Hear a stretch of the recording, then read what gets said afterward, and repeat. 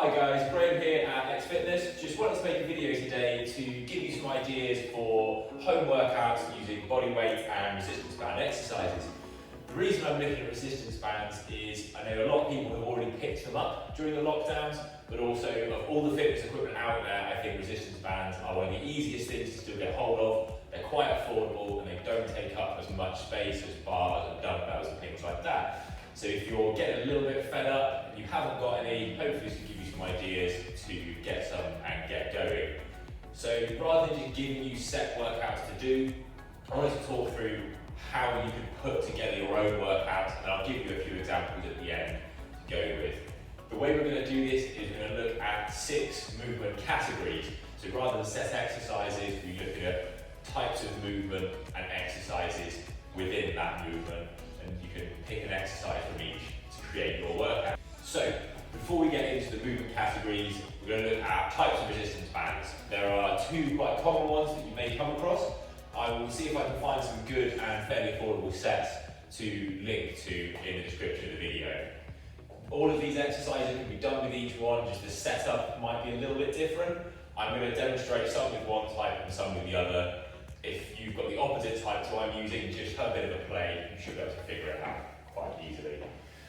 So one quite common type is the sort of pull-up bands.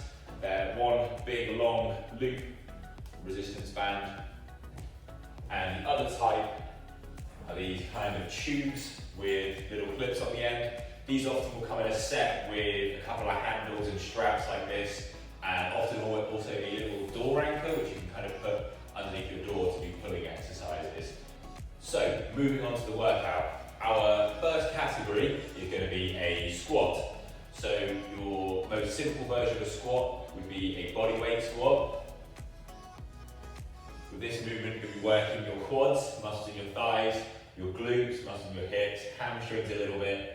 And when you're adding resistance, you'll be working your back and core a little bit too. Squats are one of the best full compound movements, always worth putting into any training program. So, depending on your fitness level, you can just put in body weight squats. You can make it a little bit harder if you wanted to, but keeping it with just body weight by putting in a squat jump. Same thing, but just makes it a little bit more explosive, means you've got to generate a bit more power out of your legs. From there, we can look at adding resistance using resistance bands. With these types of band, I'd put the handles or straps on, and then loop them underneath your feet. And you've got 2 options from here. First option is to pull the band up and over and across your neck. This could get uncomfortable if you're using quite a lot of resistance.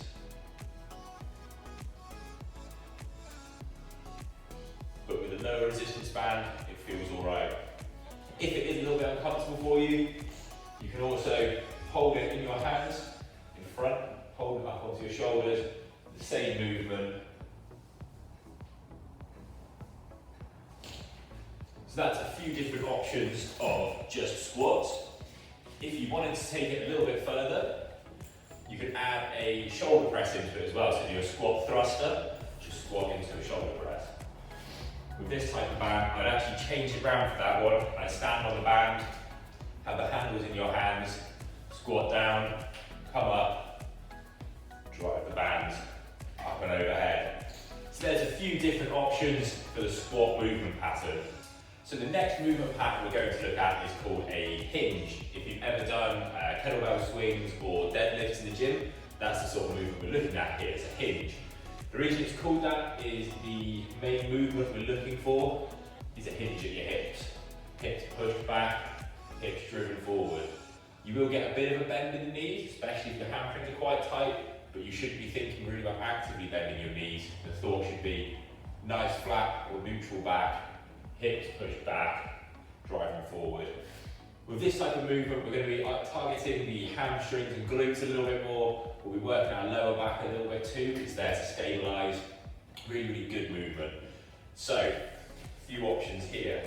You can do a banded version of a deadlift. If you've ever done deadlifts in the gym, this feels a little bit more similar to using a track bar or a hex bar, depending on what you know them as. Feels a little bit close to using one of those rather than a standard barbell. With these, I would stand on the band, one end in each hand, feet about hip to shoulder width apart, as I said, back nice and flat, hips back, driving forwards.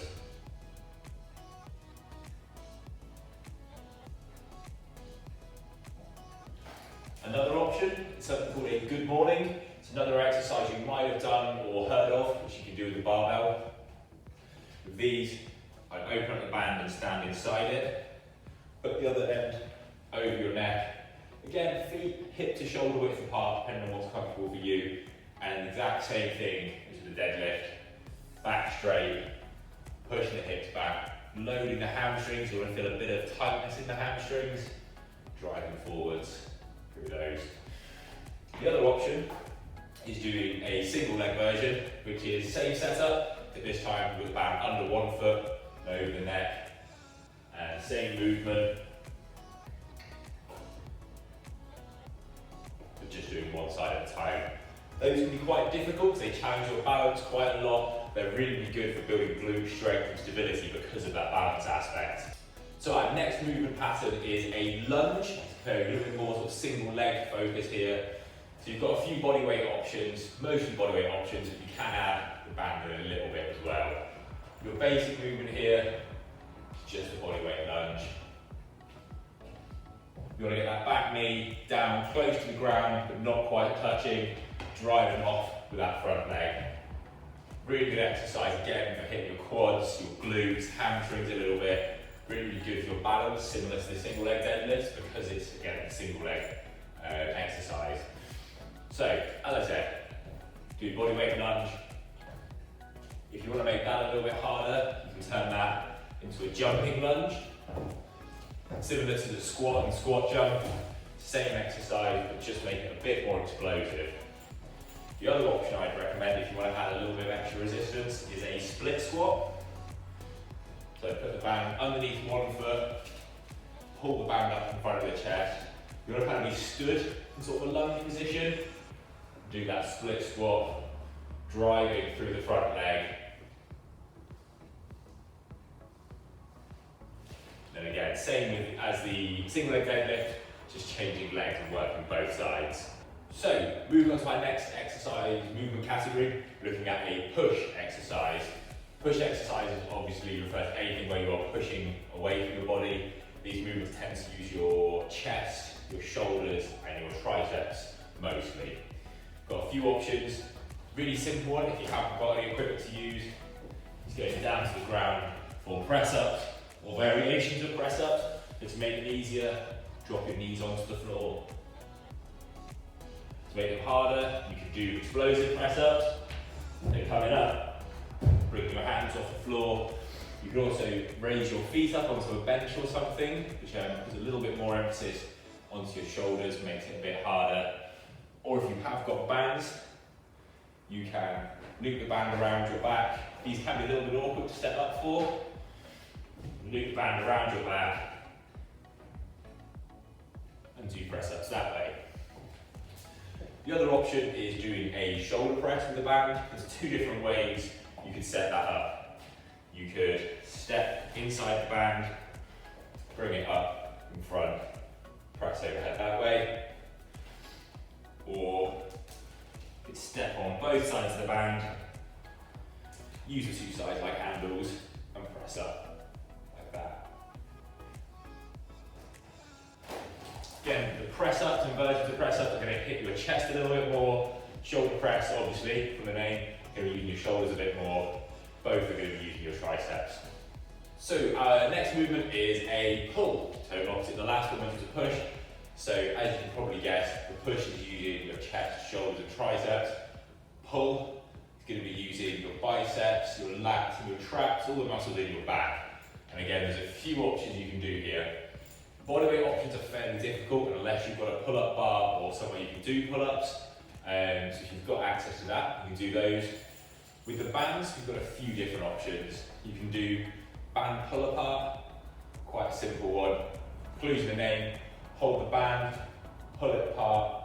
You want to think about squeezing the shoulder blades together. I find these are best done with a fairly light resistance for high reps, kind of 20, 25 reps per set. The other option is doing a row using the bands. So you can do a bent over row by standing on the band. You're going to go into that kind of hinge position with your chest pointed down to the ground, back flat. You're going to think about pulling your elbows back, squeezing the shoulder blades together. Or another version, if you've got anything that's quite secure to loop it round, these are quite good. I wouldn't advise looping around a banister if you're doing it with quite a lot of resistance or anything like that. I'd try and find something pretty sturdy that you know won't give. Same type of thing, get a bit of tension on the band, core nice and tight, pulling the elbows back, squeezing the shoulder blades together. If you're out in the park, you can loop around a tree, lamppost, anything like that. So you've got to get a little bit creative with it. So our last exercise category is going to be some core work, just hitting the abs a little bit. There's a couple of options with the band. There's endless bodyweight options, which I'll give you a few of at the end after I've done these ones.